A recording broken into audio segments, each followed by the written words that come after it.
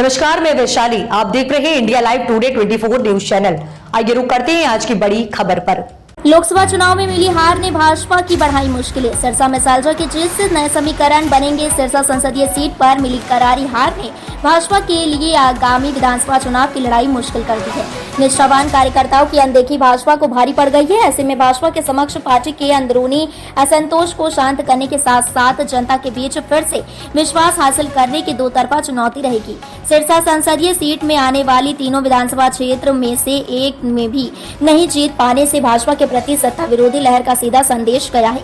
सबसे बड़ा फेरबदल टोहाना में हुआ है। पूर्व मंत्री देवेंद्र सिंह बबली ने कांग्रेस का साथ देकर भाजपा के लिए मुश्किलें खड़ी कर दी हैं।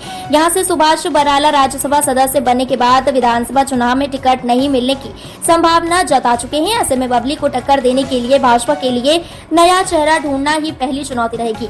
इन आधारों पर अब जिले में नए राजनीतिक समीकरण बनेंगे। पिछली बार मामूली अंतर से जीते थे दोनों भाजपा विधायक।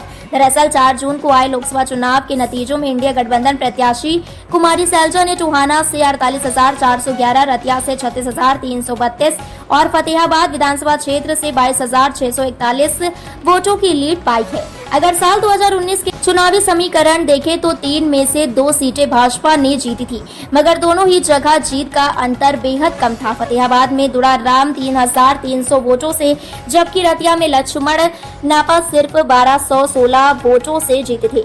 ऐसे में लोकसभा चुनाव में कुमारी सैलजा को मिली लीड ने कांग्रेस के लिए राह आसान करने का काम किया है। टोहाना से देवेंद्र सिंह बबली जजपा की टिकट पर विधायक बने थे। हालांकि उनकी जीत का अंतर 52,302 वोटों का था।